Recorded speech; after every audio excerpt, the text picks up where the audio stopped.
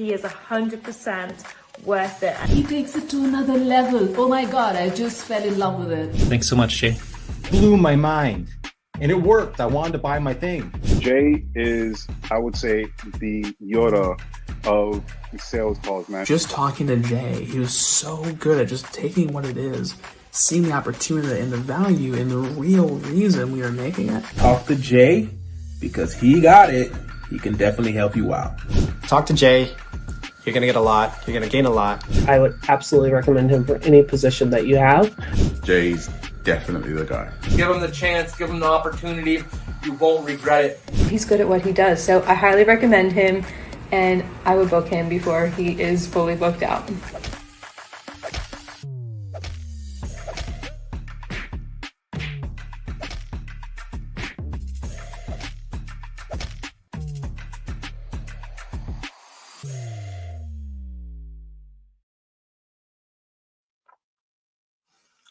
I have no idea what just happened there, but I think we are starting. So welcome back to another episode of the Sales Ninja Show podcast, where we bring real life, real drama, and going live has some of its pros and cons. And so we are here to bring you the best minds to help you sell smarter, scale faster, and perform at your peak performance level. Today's guest is an absolute game changer and my biohacking coach in the world of high performance and biohacking. Someone who's helping top entrepreneurs, CEOs, and high achievers unlock their full potential by fixing the one thing that most people overlook: their sleep and their energy. He is the founder and CEO of The Sleep Consultant, a company that helps high performers transform their sleep to maximize productivity, energy, and business success. And he's actually pivoting to a SuperHuman brand to help you realize how to reach peak performance energy levels, which I'm very interested in. Sleep and energy, the name of the game. But Riley's journey started with his own health struggles. He discovered that sleep was a missing link that changed everything. Now he's helping others unlock their biology code and achieve sleep nirvana by addressing the root causes of sleep issues that result in energy rather than just masking the symptoms. If you ever wonder how to sleep like a high performer and how to 10x your energy, this is the episode for you. So please welcome to the show, my biohacking coach, Riley Jarvis.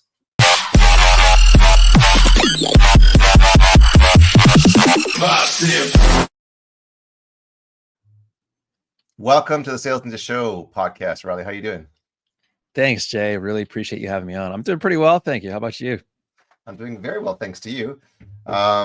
Speaking of which, we have little things that we can discuss, like things like the Aura Ring, which is, one of the amazing tools that entrepreneurs can use to biohack, which is a smart ring. I'd like you to, just share some of those things on the things that can help biohack with tips, tricks, and hacks. But let's start with your story from when you first started with your own health struggles. When did that happen? How old were you? And how did you overcome them? Yeah, so I was in my early 20s. This is probably going back about 13 years ago. And at the time, I was actually working at finance, and I was putting in like 12 to 16-hour work days. And at the time, at that age, I was able to maintain it for some time. But after a while, I started to burn out. I think anyone kind of would, but just kind of given my past, I thought I'd be able to have a bit more fuel in the tank. But then all of a sudden, I started to experience brain fog. I was becoming forgetful. My energy was tanking. I wasn't able to sleep well. And it was more than just normal. And it happened suddenly. I started to lose weight, and I kind of went downhill in my health in a lot of ways. And I felt like the harder I was trying, more willpower I was putting in, I was just digging myself deeper and deeper into this rabbit hole. And so went to a bunch of doctors to figure out what was going on. And it took a long time, but I was diagnosed with an autoimmune disease condition. And it was kind of nice to know that, but at the same time, you don't know what's the future going to hold with a diagnosis like that. So medications doctors put me on actually made me feel worse. And I kind of fell into a bit of a pit and was forced to quit my job, was sort of bedridden for a period of time. And I had to figure out like what to do, on a first principles level, like what's happening inside of our body. Everybody I turned to wasn't able to help me so much. So I really had to take health into my own hands, roll my own sleeves up, and just figure out, like, if we were like a mechanic looks under the hood of a car, if we look under the hood of our machinery. How does everything work? How do all these different systems and machinery and pieces work? And back at the time, we don't know as much about health as we do today. So I was reading, I changed my career because of it, new education path and everything, and sort of building myself up from there. And that's what kind of transformed into helping other people. They saw me enhancing my health. Sleep was a massive part of it, but it opened a can of worms to all these other things. You know, there was parasites in my gut, heavy metals and molds in my body. Hormones were a mess. You know, I had, you know, some of the biomarkers of somebody 20 years senior my age. So since then, I, you know, within 1 year was able to completely put it into remission. And yeah, it's just been going on the up and up since. Wow. Heavy metals, hormones, mold. You mentioned something else, like toxins or what? Parasites. Yeah. Yeah. Gut parasites, leaky gut. You know, there was over 30 things going on. Yeah, my body on paper was definitely breaking down. So at any time, our body can be building up, you know, healing, recovering. We have lots of energy, or we're breaking down. And that's where, you know, in my case, I was losing weight. I was getting low energy. And every time I was sleeping, I was just, you know, my bank account was never in the surplus with sleep. It was always going to the deficit. And I was trying to drink more coffee, energy drinks, just to try and catch up, but it just wasn't working for me. And so I had to figure out, how can I do it where my body is so much in a surplus that I can just effortlessly, by default, energy, like 10 out of 10 energy is the default, focus is the default, 10 out of 10 sleep is the default. And it wasn't by trying harder. It was by making your inner machinery so efficient that, you know, just how you run naturally, like a car that's efficient doesn't burn as much gas as one that's not as efficient.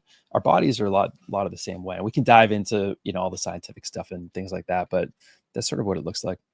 One thought is in a maybe a social media content post, and people, this might be polarizing, which actually may be an okay thing, is the difference between like a gas powered muscle car and an electric vehicle that has not a lot of moving parts, and you can really, you know, maximize the efficiency and the speed. Like I see on these YouTube videos where there's like, you know, 1,000 horsepower like muscle cars that are like, you know, loud, and the mufflers are huge, and you have like a Tesla that like beats it, like just with simplicity, Totally. right?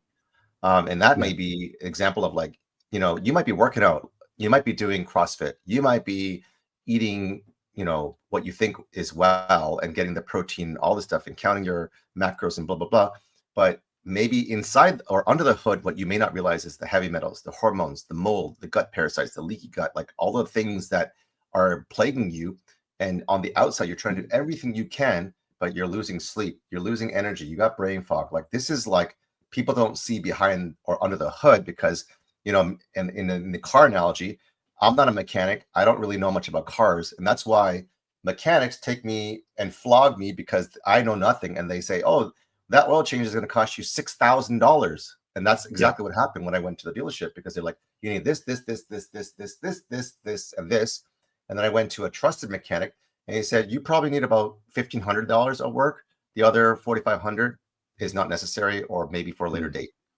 And that's what we need. And Riley, you've been that for me. You've been that trusted advisor.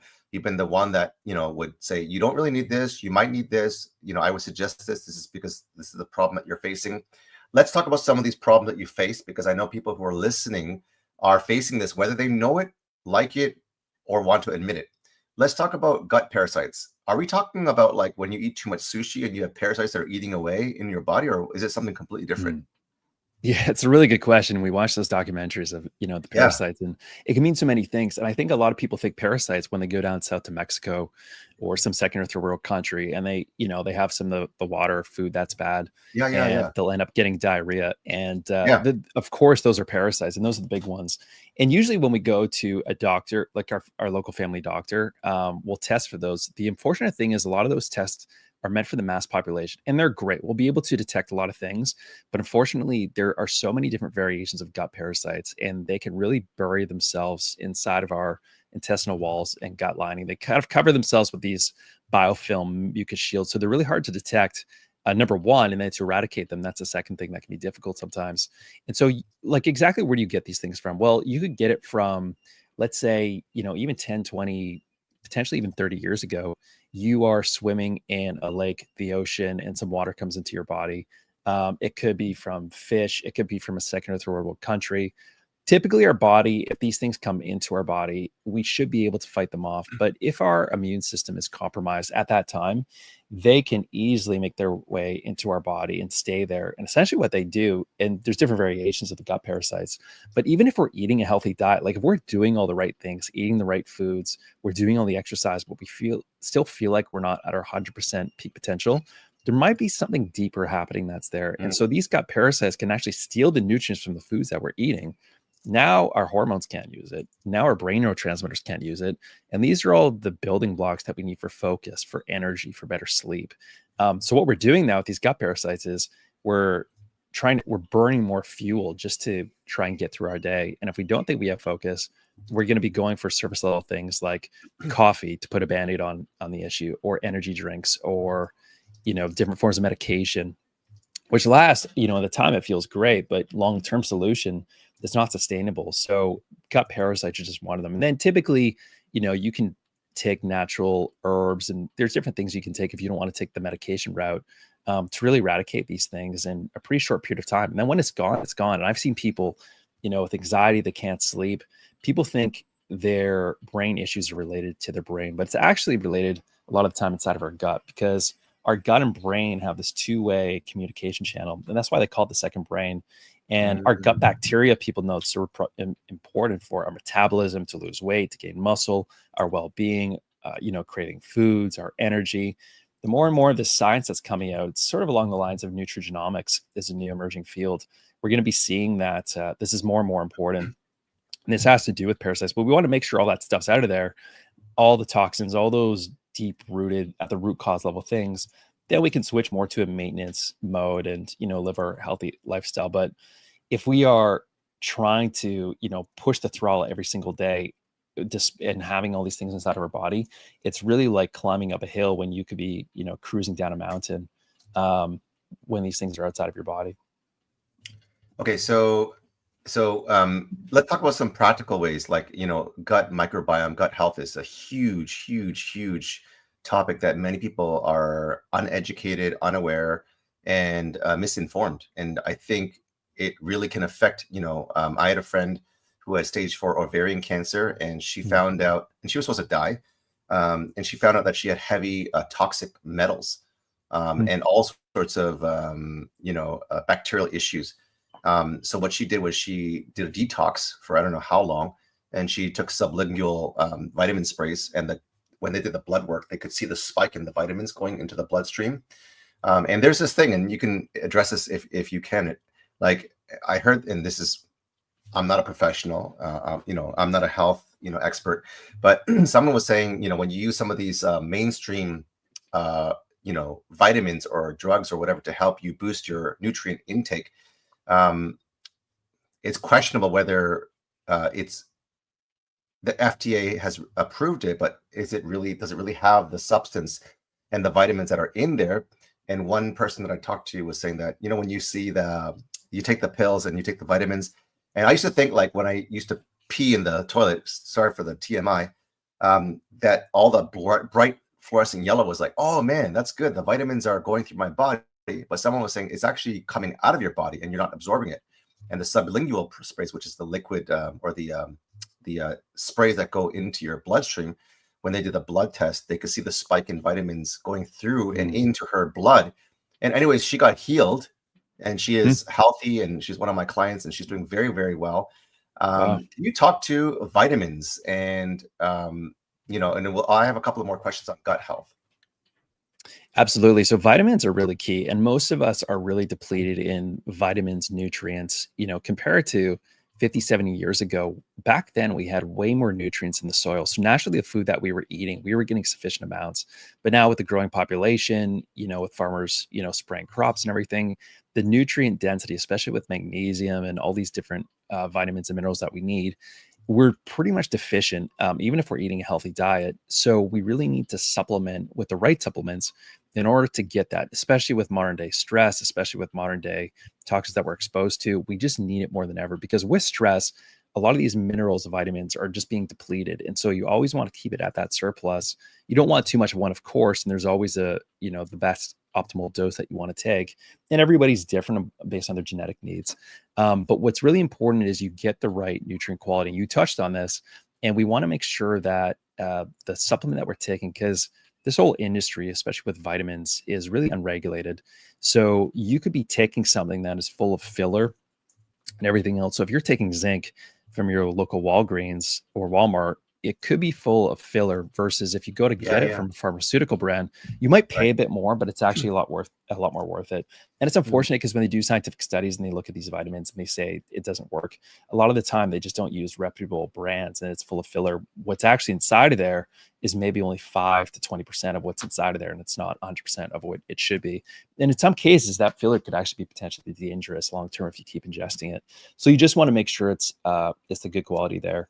But once you start taking these vitamins, there's sort of essential ones, and we can get into all this.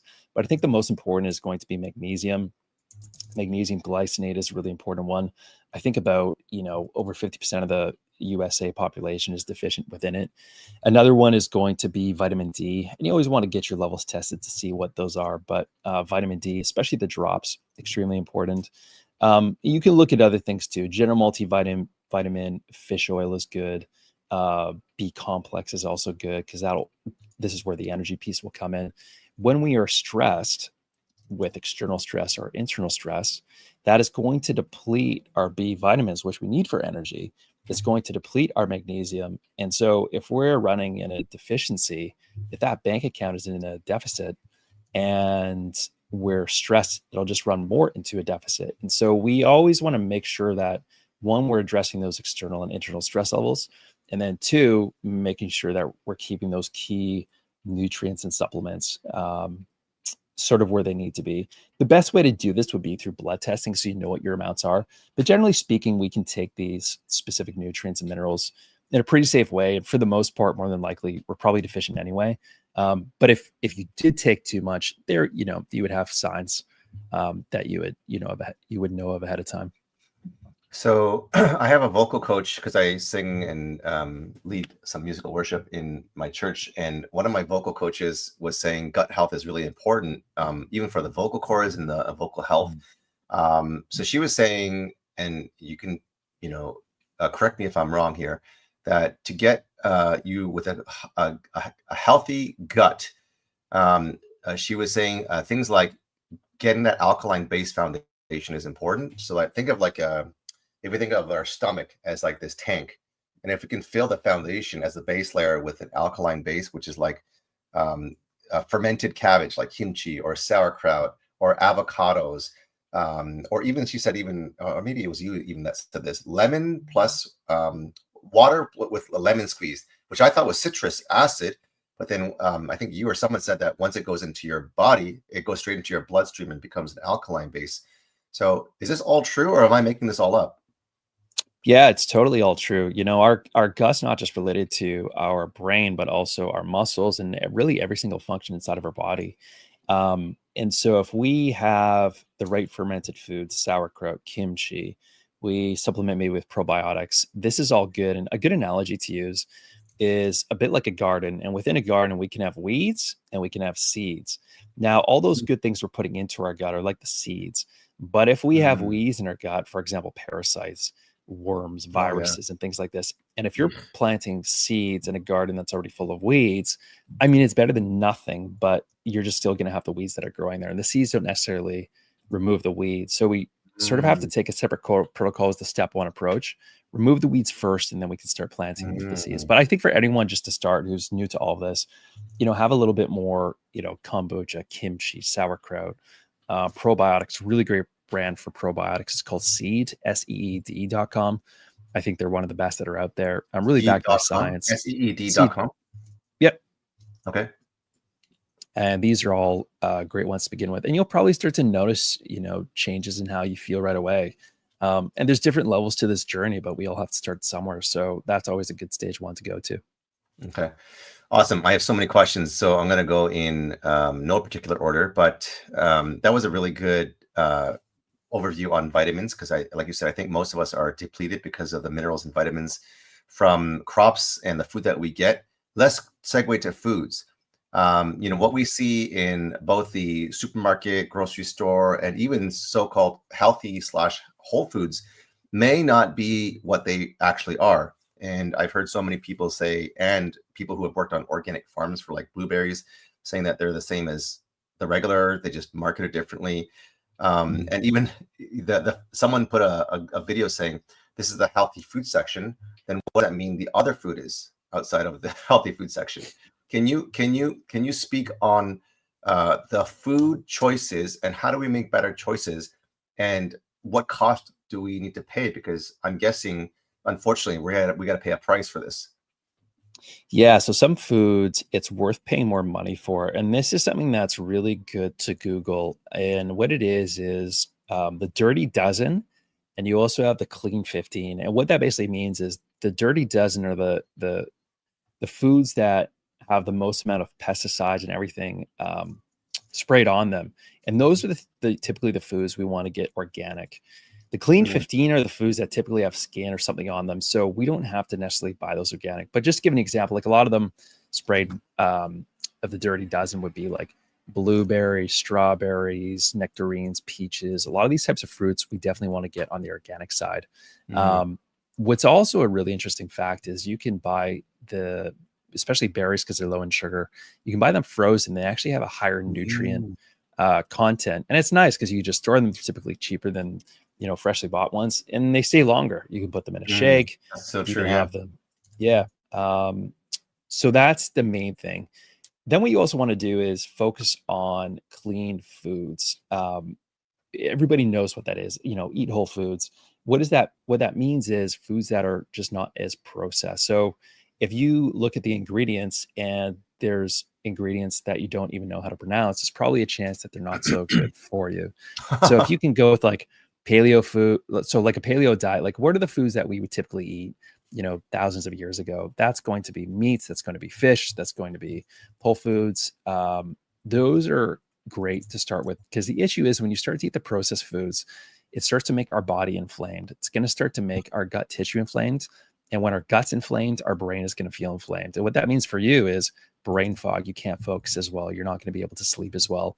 So it's really all related. And once we start switching these foods around, then the inflammation in our body becomes less.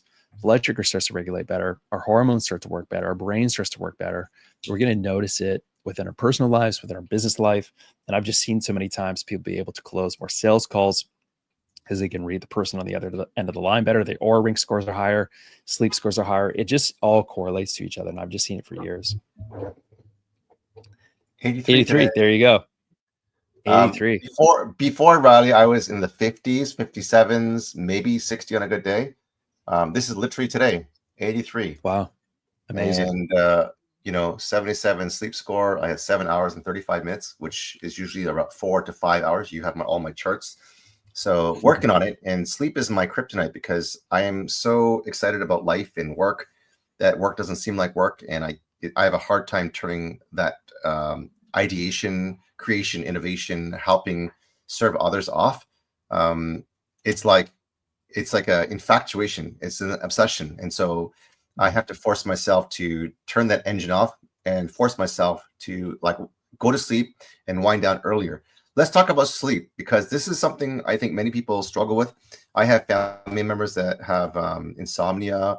Some of them will sleep 2-3 hours after work because they're so exhausted, like maybe because of the things that you mentioned earlier, probably based on their dietary choices and lack of fitness, which is going to be a perfect segue from foods to sleep to energy and fitness. So what are some ways that we can help get people more sleep when, number one, they have sleep issues, or maybe they don't want to go to sleep like myself? What are some tips? What are some tricks? What are some hacks? Yeah. So one of the first things that you can do is figure out what your chronotype is. And it's called your sleep animal sign. What basically is genetically, what is the best time for you to go to bed?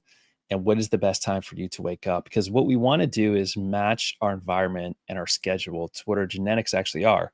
And the more we can go in alignment with our genetics, the more that it's going to pay us back in how we feel and how we think and how we act throughout the day. And so there's two ways to do it. The first way is you can do a quiz, which is free, or you can do a genetic test and figure out what your hardwiring is. And that's probably the more accurate way. But to start, you can go to thepowerofwhenquiz.com. I think it's a 10-minute quiz, and it's going to tell you what your sleep animal sign is. It's not by me. It's by the power of when quiz.com. And it's by probably the most well-known sleep doctor in the USA, Dr. Michael Bruce. And after you answer the questions, it's going to tell you if you are a dolphin, a wolf, a lion, or a bear, and what is the best time for you to go to sleep, what is the best time for you to wake up. And a lot of people follow a schedule that is too far ahead or too early of what their genetics actually need. So they sometimes will typically feel tired midday, and that could be because they're waking up too early, or they're waking up too late. They're going to bed too early, or they're going to bed too late. So the more that we can match it, this is a really good way to start to figure out what that is for us. If we combine this with the Oura Ring scores, the Oura Ring, what you have is so amazing, because we think we know how we feel. We think we know what our body needs, but what we typically find is when we start tracking this stuff is it's way different at the beginning. And we start to get better at it, and then we get a better sense of what we actually need. But combining this with the Oura Ring and tracking that over time is a really great way to start. Amazing. So okay, that's great. I'm gonna definitely take that quiz because some people. I talked to another guy who was a very successful entrepreneur, actually two guys, and I would say things like, I'm a night owl or a night hawk and stuff like that. And then they were saying, well, there's not like, and this is maybe where the study is kind of controversial or polarizing. They were saying that the choices that you make are how you live, and basically you can train your body with habitual decisions that you make to sleep earlier. If you sleep earlier, you wake up earlier. If you wake up earlier, you get tired faster, which means you sleep earlier. So it's like this rhythm or this pattern of life. Mine has been historically, because I'm a musician, I'm more creative and artistic.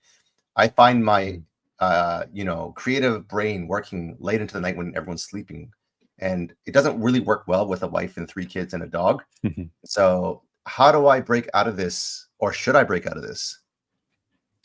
Yeah, and that's a tough thing too, right? Because one thing is our bodies can adapt to everything, to anything. Like over, thousands of years, we've adapted to our environment. So if we've been waking up to go to work at the same time for 10, 20 years, our body is going to be adapted to that. But what's really interesting sometimes is somebody swears that they're a morning person, but when we do a genetic test on them, they'll come back as a night owl. They're a nighttime person. And they're like, that can't be, because I've never been like that.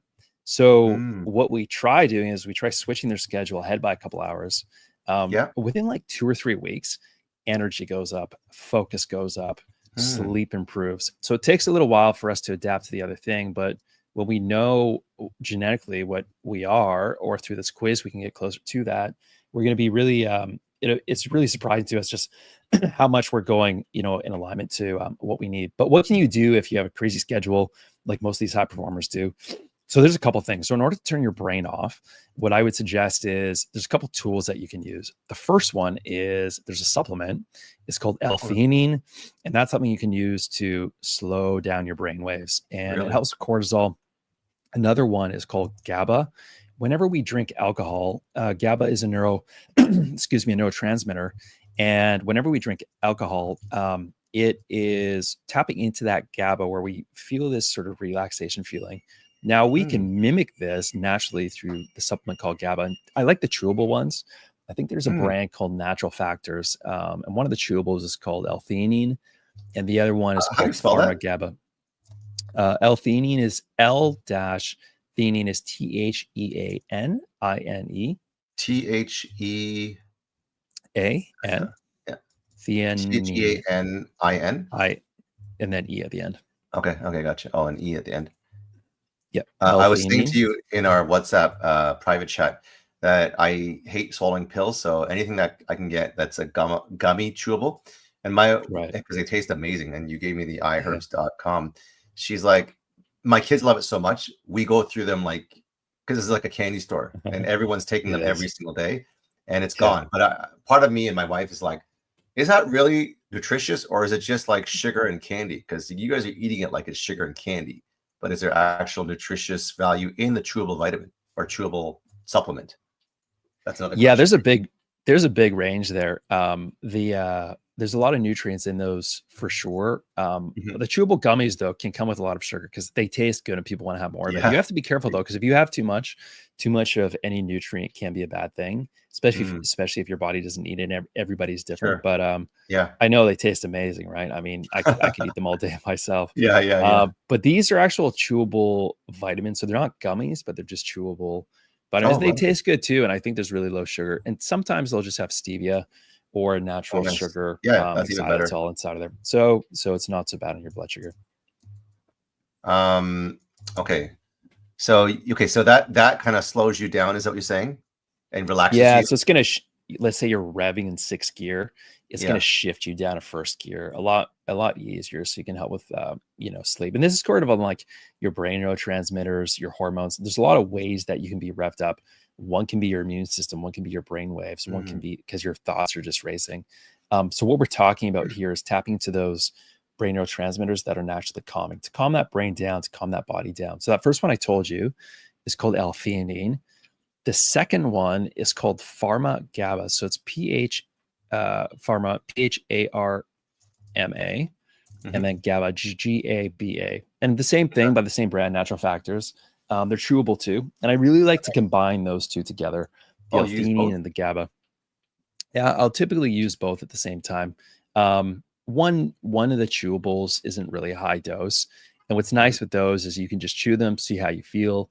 If you need a little bit more, you can chew them. And they're very fast acting because they dissolve quickly in your mouth. Versus if you take a capsule, it might take, 20, 40 minutes before you feel anything. So that versus melatonin? So that's the next one too. So melatonin is another one. So what I just said is to really naturally relax your body. We want to use melatonin as a last resort. It's good to use, but if you're using melatonin, especially at the doses people are using them, they're extremely high, can actually interrupt sleep. We can build a tolerance to them. So we want to, if we're going to use melatonin, we want to keep the dose low, typically around like 0.2 to 3 milligrams tops a night. And again, we probably only want to take melatonin 3 times a week max. We want our body to naturally have sufficient melatonin, because if we're not falling asleep quickly, even if we're staying up late, it's probably a sign something under the hood of our biology, why we don't have enough melatonin, why our circadian rhythm, maybe our cortisol is too high at nighttime. Like there's probably something happening under the hood of our biology why we're not able to fall asleep. So some of these are clues. Like if we're not able to fall asleep, something's going on there. And if we have a supplement and it's working, sometimes my question is, well, how come when we look upstream, do you not have enough melatonin in the first place? And that could be because you don't have enough nutrients, sufficient nutrients, or the byproduct and the precursors to make melatonin in the first place, because you might have a gut parasite that's stealing the food. So you don't have sufficient tryptophan that goes to 5-HTP and serotonin to make the melatonin.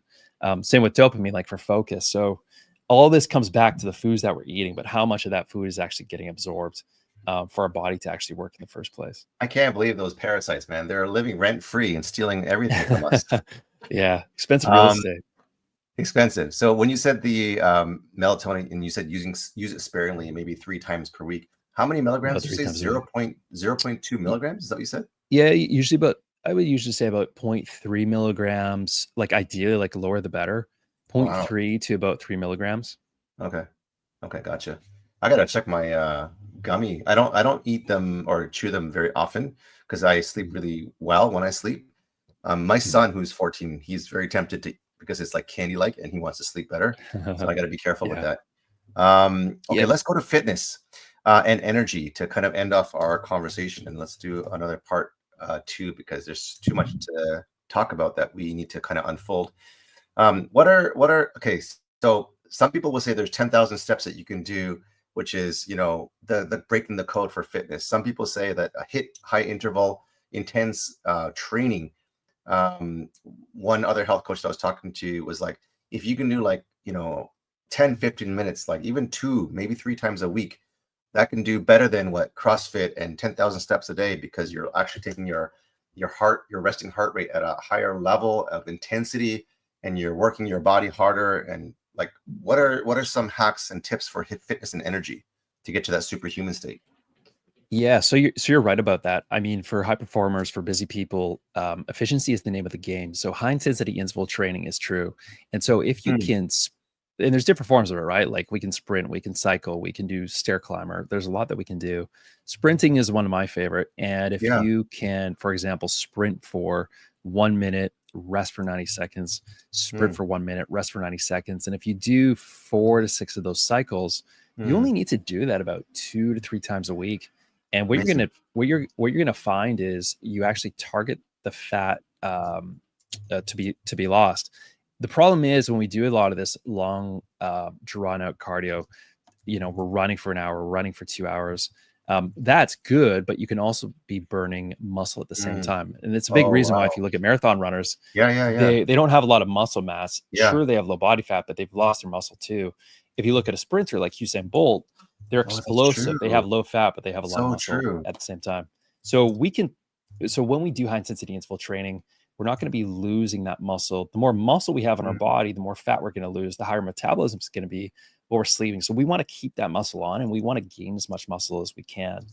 And then when we do high intensity interval training, we're going to target that fat to be lost. So it's really efficient. It works so well.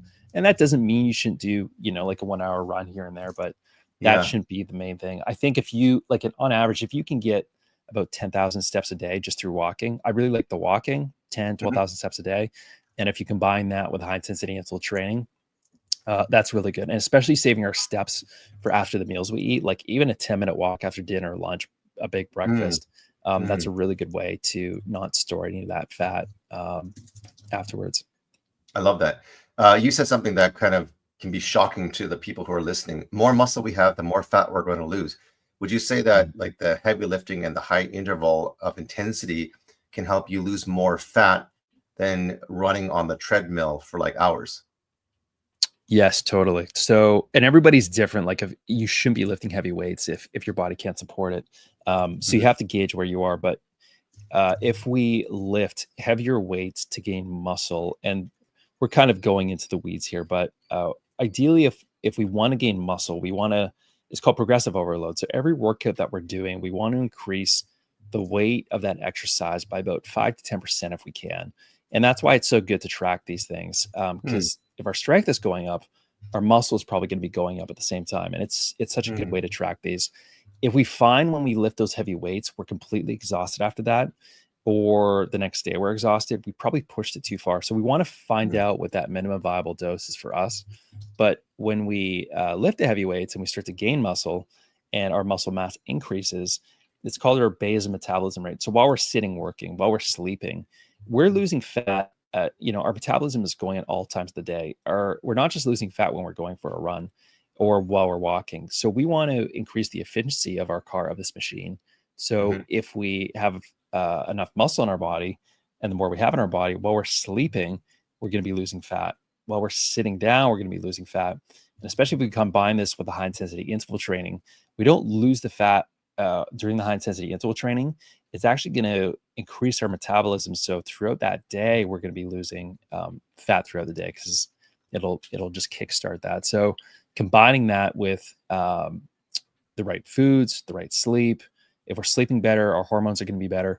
And a lot of this game with the fat loss comes down to hormone optimization. And the better our hormones can be optimized through better sleep, through better diet, through the right supplementation, through lifting heavier weights, not over exercising, just as much as we need. Sometimes 3 days a week is enough. We're going to find that we'll be burning the fat, we'll be increasing the muscle mass, and we'll be bringing our energy back. And this is a weird question, so take this with a grain of salt. My family doctor said my body weight has not fluctuated more than 5 pounds high or low in the last 25 years. I'm talking number 2, bowel movements. When we talked about efficiency and metabolism, when I told my brother-in-law how many times I go to the washroom, number 2, he thought I was like sick, like strange, right? And I think like mine was like 4 or 5 times a day, and his was like once every other day or once a day. And he's like, "There's something wrong with you." And I work out like, every single day. I do HIIT intervals like 3 times a week. I take, you tell me all the supplements. I take the supplements. I try to sleep really well. I feel like my body is like a high performing peak machine to get to the max efficiency. Am I out to lunch with my bowel movements? Is there something wrong with me? With my metabolism? Yeah, I mean, That's pretty high. You said about five, 6 a day. Four to five times. 4 to 5 times a day. That's pretty high. Like usually, 1 to 2 times a day would be sort of on the high end there. Right. And the reason why, there could be over 20 things going on, but you're doing all the right things. Is it a parasite? Is it something else? Could those things cause it? Absolutely, potentially. Could it be something else? Could it be maybe a food you're eating you're sensitive to? All those things could be playing a factor. Could there be something genetic there? Maybe. I mean, you're doing really well. It's just, these 1 to 2% that you want to shift and change. You might want to look at, but for some people, it's totally normal. If there's no other warning signs, you have to consider the full picture, right? Like if everything else is good and it's just that going on, maybe everything's fine. But that's something you can definitely look at deeper. Okay. Last question, cold plunges and red light therapy. Do or avoid? They're fantastic. Highly recommend. A couple caveats. So do cold plunges on a day that you don't work out. You ideally don't want to do any cold immersion. I think it's 4 or 5 hours after a workout. The reason why I'll go into this other point, but the reason why is because it can reduce our muscle, the muscle that we gain afterwards. It's best to expose your body to heat, like a dry sauna, a steam sauna, after we work out, and then you can do maybe the cold after 4 or 5 hours. But we ideally want to save that on a day that we're not doing weightlifting, if building muscle is the goal. But in general, having a cold shower in the morning, cold plunges, these are all such good ways to reduce body inflammation. The health benefits are there's so much metabolism, our brain neurochemistry, inflammation side of our body. And if we can combine the cold plunge with sauna, so if we can do the hot cold and do different cycles, I'm not sure if you ever been to like an outside spa where you can do the hot and do the cold. No, not yet. Yeah, there's different ones. In Canada they have Nordic Spa, Thermia, but it's becoming more popular now with the heat and the cold plunge. And we'll see more and more of those types of studios coming out. But it's definitely something highly recommend. Everybody should, of course, check with your doctor though. With the red light, that's another thing. The machines can be pretty expensive, but it's such a good way to increase energy. It helps with our mitochondria, which are really the fuel centers for the energy that we have. It can help with anti-aging. It can help with inflammation. It can help with increasing our brain power. It can help increase our eyesight. That's just one thing that I recommend everybody get to help improve. So do you get to do that? Do you go somewhere, or do you have something? Red light I have therapy? one personally, but you can definitely go to places too. I think if you're looking for a full unit, one that covers your upper torso, you're probably looking around, $800 to $1,400, but it's an investment that'll last you 5+ years. Okay. Do you have okay, awesome. So I'll leave it there. We've run out of time. Thank you so much, Riley, for amazing tips, tricks, and hacks on our health. I know I've been a huge, receiver from this gift of new energy, new brain power, a lot less inflammation, a lot more computing power that has helped me. So what's the free gift that you're going to be sharing with our audience? Yeah, the link should be down below, and it's peakperform.io/welcome-masterclass. Inside of there, I really spill the beans on everything that I know to help improve your performance. Everything that I talked about in this, I'm going to share my screen and go through everything that you can do specifically to really just start getting this superhuman level of energy, of focus, performance. So you can make more money in your business, close more sales, experience better relationships. The list goes on. Sort of my magnus opus of everything inside of there. And it goes deeper, but this is a really good place to start if you enjoyed what we talked about today. Amazing. So on behalf of the Sales in the Show podcast, I want to thank you, Riley, for being my superhuman biohacking coach and for helping me, get from 50, 57 sleep scores to, and his proof in the pudding, 83 ready scores, literally Amazing. Boosting up by 30 plus, if not higher, on my ready scores and my sleep scores.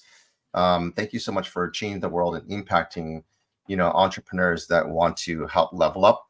And so if you're looking to level up, go into the masterclass that Riley has under Peak Performance or peakperform.io, I think it is. and go to check out his masterclass. And yeah, we are here to help you to sell more, to give more. Thanks again, Riley, for your time. Thanks, Jay. I appreciate it.